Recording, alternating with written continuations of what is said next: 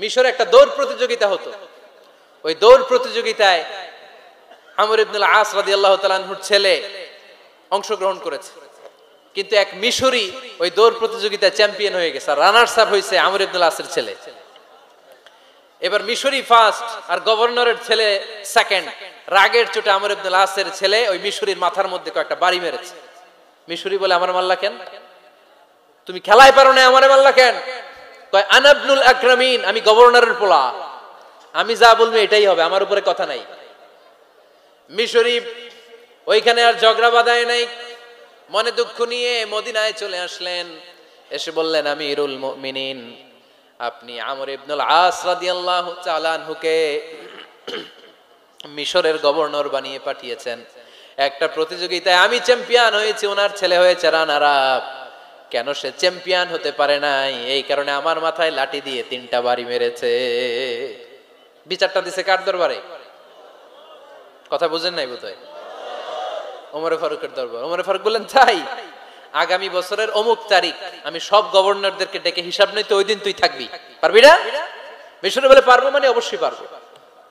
ওই দিন 7 রাজ্য থেকে 7 গভর্নর হাজির, গভর্নরদের ছেলেরাও হাজির, মিশরীয় হাজির। 7 গভর্নরের কাছ থেকে 7 এলাকার খোঁজ খবর নেয়ার পরে ওমরে ফারুক বললেন, আইনাল মিসরি, মিশরি লোকটা কই, এদিকে আয়। মিশরি সামনে আসার পরে বলল, আমর ইবনুল আস, তুমি মিশরের গভর্নর, তোমার ছেলে সহ তুমি আসো। আমর ইবনুল আস এসে সামনে বসে রইলেন। এবার বললেন, ও আমর ইবনুল আসের ছেলে, তুমি নাকি ইবনুল আকরামিন গভর্নরের ছেলে, তুমি যা বলবা মিশরে নাকি তাই হবে, তোমার নাকি অনেক দাপট।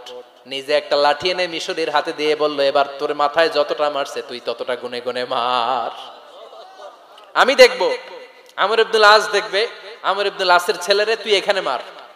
সে বলতেছে, থাক, আপনি বলছেন এতেই যথেষ্ট, মারা লাগবে না, আমি মাফ করে দিলাম। ওমরে ফারুক বলল, খবরদার, মার, মার ওর মাথার মধ্যে।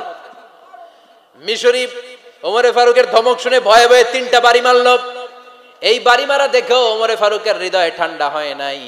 লজ্জায় আমর ইবনুল আস, বয়স হয়ে গিয়েছে, সাহাবা, মাথা তখন টাক, মাথায় চুল নাই, লজ্জায় মাথাটা হেট হয়ে মাথাটা নিচু করে রেখেছে।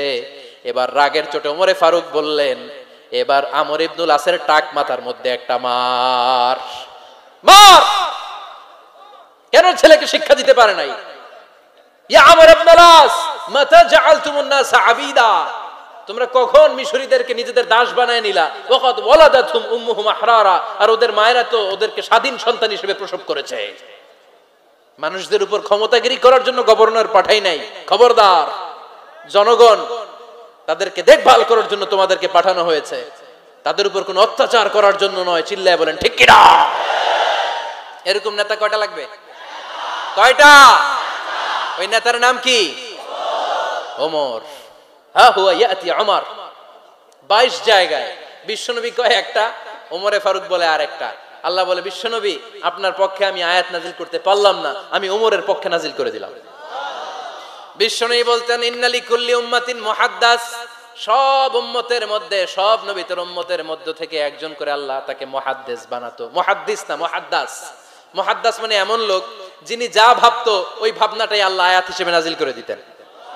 বিশ্বনবী বলেন, আমার উম্মতের মধ্যে মুহাদ্দাস হচ্ছে সাইয়েদনা ওমর। ওমরে ফারুক যখন খলিফা, দিনের বেলায় যদি রাষ্ট্রে কোনো নিয়ম জারি করতেন, দিনের বেলায় জনগণকে কোনো বিষয়ে যদি নিষেধ করতেন, রাত্রে বেলায় খাওয়ার সময় ফ্যামিলি মেম্বারদের সবাইকে বলতেন, এই দিনের বেলা আমি জনগণকে এই কাজ করতে নিষেধ করেছি, তোমরা আমার ফ্যামিলি মেম্বার, খবরদার তোমরা এই কাজ করো না। জনগণ করলে যতটুকু শাস্তি, তোরা করলে পাবি ডবল শাস্তি। সুবহানাল্লাহ কইবেন না? আমাদের নেতারা ওই বাড়ির বিচার করে, ওই বাড়ির মাইয়ার বিচার, ওই বাড়ির পোলার বিচার, নিজের পোলা গাঞ্জা টানে, আছে না নাই? নিজের মেয়ে অপরাধ করে, আছে না নাই? কি নেতা ছিলেন ওমরে ফারুক! আগে নিজের ঘর সামলিয়েছেন, আগে নিজেকে সামলিয়েছেন, নিজের ঘর ঠিক করেছেন। বলেছেন, জনগণ করলে যত বেদ, তোরা করলে double Veda. This is call leader, ঠিক কিনা? এক বাবা এসে বললেন, ওমরে ফারুক, আমার ছেলে কথা শোনে না, বেয়াদব।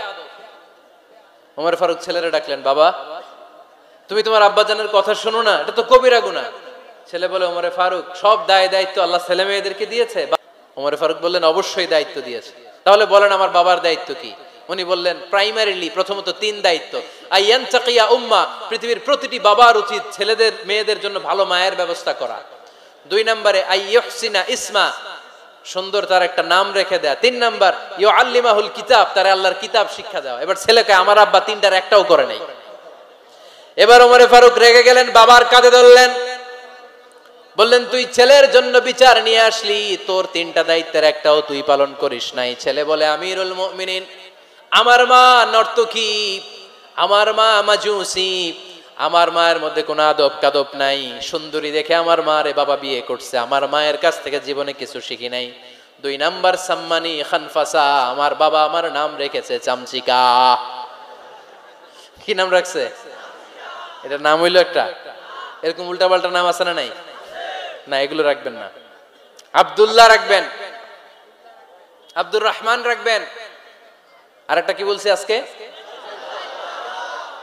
হুযায়ফা রেখে দিয়েন, পারবেন?